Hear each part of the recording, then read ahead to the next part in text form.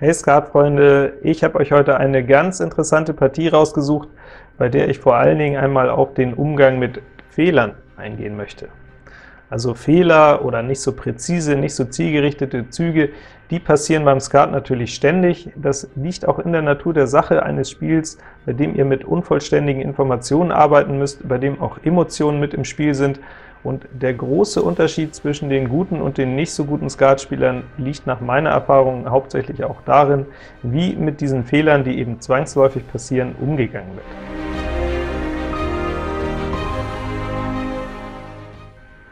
Dieses Spiel, die Verteilung, der Spielverlauf und vor allen Dingen der anschließende Wortwechsel liegen schon eine ganze Zeit zurück, sind mir trotzdem als mahnendes Beispiel, wenn man so will, im Gedächtnis geblieben. Was war also passiert? Ich saß in Mittelhand mit folgendem Blatt, und der Spieler in Vorhand spielte Pik. Er eröffnete das Spiel mit der Pik 7, ich legte das Pik Ass, von meinem Partner bekam ich die Pik Lusche. Ich setzte fort mit dem Kreuz König, es fiel Kreuz Lusche und Kreuz Lusche, Kreuz Dame von mir, Kreuz 10 von meinem Partner, und der Alleinspieler nimmt mit dem Kreuz Ass 24 Augen mit, setzte das Spiel jetzt fort mit dem Pik Buben. Da schmierte ich das Karo Ass, von meinem Partner der Kreuz Bube. Damit stehen wir jetzt hier auf 30 Augen.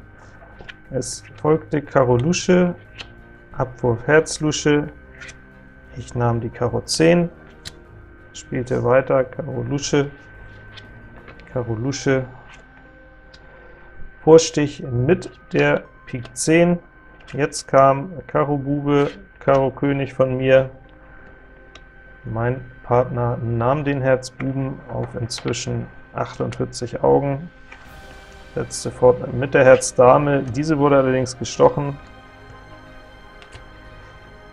jetzt kam Pik Dame, war hoch, von mir also nichts, Pik 9 bedient von meinem Partner, und im letzten Stich der letzte Kreuz, mein Herz Ass, und von meinem Partner die Herz 10, und natürlich war die Karte noch nicht ganz auf dem Tisch, da ging schon das Gemotze los. Wie könne ich ihm nur diese 10 kaputt spielen im zweiten Stich? Ich hätte ja überhaupt keine Ahnung. Ich merkte die ganze Geschichte auch schon während des Spielverlaufs, dass meinem Partner so ein bisschen die Galle hochkam, und nun frage ich euch, hat der Mann denn recht gehabt?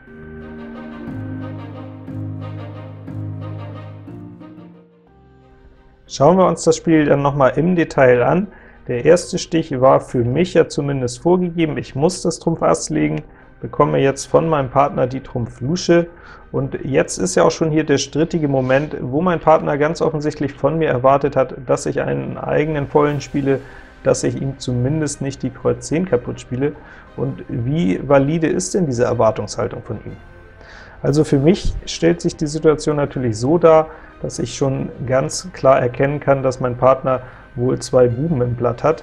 Es wäre ausgesprochen unwahrscheinlich, dass der Alleinspieler, wenn er 3 Buben hat, mit einer Trumpf Lusche das Spiel eröffnet, und insofern bin ich schon ausgesprochen optimistisch, dass wir dieses Spiel schlagen können, denn ich erahne auch schon, dass es sich hier um einen Sechstrümpfer handelt.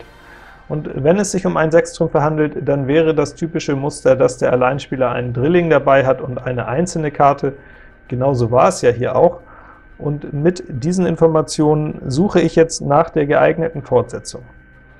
Wenn ich jetzt hier Karo Ass spiele, wo ich gar keinen Trumpf mehr habe, dann riskiere ich natürlich, dass der Alleinspieler sticht, und wenn er dann auf sowas wie Kreuz Ass 10 Lusche steht und einer Herz Lusche zum Beispiel, dann fehlt am Ende des Spieles vielleicht ganz einfach dieser Karo Volle, den ich dann so leichtfertig hier im zweiten Stich bereits angeboten habe. Ist also denkbar, aber nicht unbedingt optimal. Noch schlimmer sieht es aus meiner Sicht allerdings mit dem Herz Ass aus. Denn der Alleinspieler könnte ja auch auf sowas wie dem blanken Kreuz Ass und der Herz 10 zu dritt sitzen, 10 König Lusche, 10 Dame Lusche, und in so einem Fall wäre das Herz Ass hier katastrophal. Auch wenn ich am Ende 2 Karo Volle auf die Stiche meines Partners legen kann, wird es dann nicht reichen. Von daher, weder Karo noch Herz sind für mich hier gute Anspielkarten, und auch Herz unterdurch könnte natürlich richtig sein, muss es aber nicht. Sehr wahrscheinlich ermögliche es dem Alleinspieler dann günstig seine einzelne loszuwerden. Das wäre hier wohl auch passiert.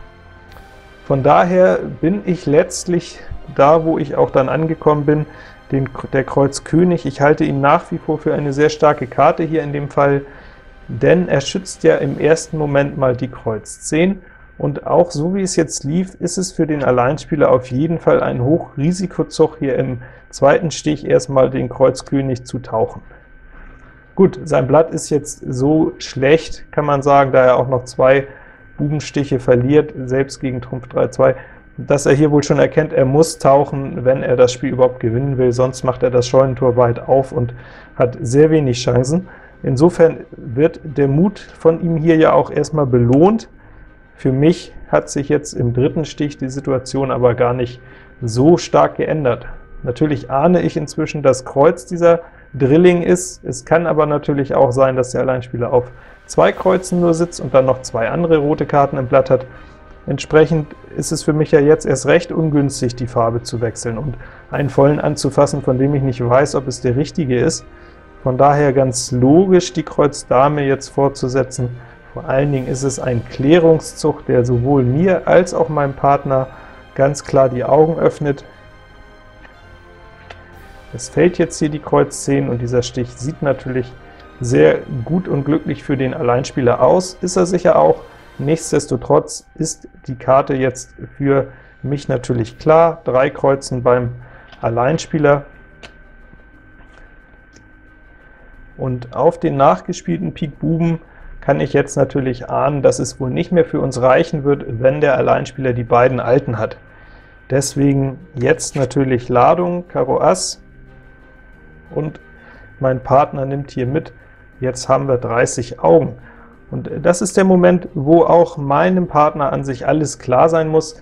Er kennt die 6 Trümpfe, weil er selber die 4 dagegen hat. Er kennt den Drilling in Kreuz, und entsprechend gibt es nur noch eine unbekannte Karte beim Alleinspieler. Und wenn mein Partner hier so weit mitgedacht hätte, also etwas weiterführend gedacht hätte und sich nicht nur darüber geärgert hätte, dass ihm hier die Kreuz 10 abhanden gekommen ist, dann müsste er jetzt erkennen, dass aus seiner Sicht nur noch die Herz 10 die Siegkarte ist, dass das sozusagen ein Pflichtzug ist, um das Spiel zu schlagen. Stattdessen gespielt, wie 10.000 andere auch, Karo Lusche. Der Alleinspieler kann ganz günstig hier die Herz Lusche abschmeißen. Ich nehme raus, Karo 10 auf 40, ahne schon, dass das Spiel jetzt nicht mehr zu schlagen ist, es sei denn, mein Partner hätte nun beide Trumpfstiche im Blatt. Deswegen biete ich jetzt natürlich auch nichts mehr an, spiele einfach Karo zurück, könnte sicher auch schon jetzt eine Herz Lusche spielen, ist aber nicht mehr so wichtig.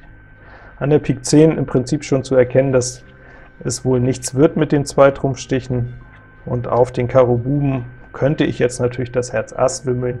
Es reicht aber nicht, wir brauchen sowieso noch einen zweiten Stich zum Gewinnen, deswegen kann ich jetzt hier auch nur den Karo König legen. Das tut nicht mehr so viel zur Sache. Mein Partner nimmt raus auf 48, der Rest ist ja bekannt, ist Geschichte, und während hier die letzten Stiche gespielt wurden, gingen eben schon die Vorwürfe los, ging der Ärger schon los.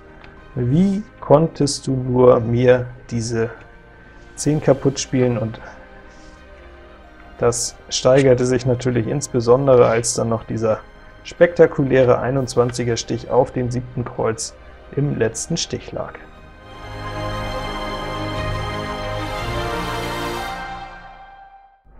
Dem Partner eine 10 kaputt gespielt, das ist ein ganz typischer, vielleicht sogar der häufigste Vorwurf, den ich immer wieder am Skattisch höre. Ich denke, er wird ein bisschen zu oft bemüht, denn wer seinem Partner noch nie eine 10 kaputt gespielt hat, der spielt wohl nicht besonders häufig Skat. Es kommt eben einfach vor, und es gibt auch Notwendigkeiten. In dieser Situation etwa habe ich es zumindest mal billigend in Kauf genommen, dass so etwas passieren könnte. Dabei habe ich allerdings nur versucht, möglichst viele Siegkombinationen, Siegverteilungen abzudecken, und das ist mir ja auch gelungen. Mein Partner hat einfach diesen möglichen Sieg hier nicht vollstreckt, hat danach ganz typisch reagiert und die Schuld erstmal bei mir abzuladen versucht, und da sind wir wieder bei meinem Eingangsthema: Wie gehe ich mit einem möglichen Fehler um? Erkenne ich ihn, akzeptiere ich ihn, ziehe ich meine Lehre daraus, meine Schlussfolgerung für das nächste Mal? Denn eins ist natürlich auch klar, unter Profis gilt, der letzte Fehler ist der entscheidende, und wenn ein Verlauf mir bis dahin nicht so gut gefallen hat habe ich trotzdem noch nicht die Veranlassung, selber mit schlechten Zügen fortzusetzen. Das fällt dann nur auf mich selber zurück und sollte auch die Frage beantworten, wer in dieser Situation am Tisch der Fisch war.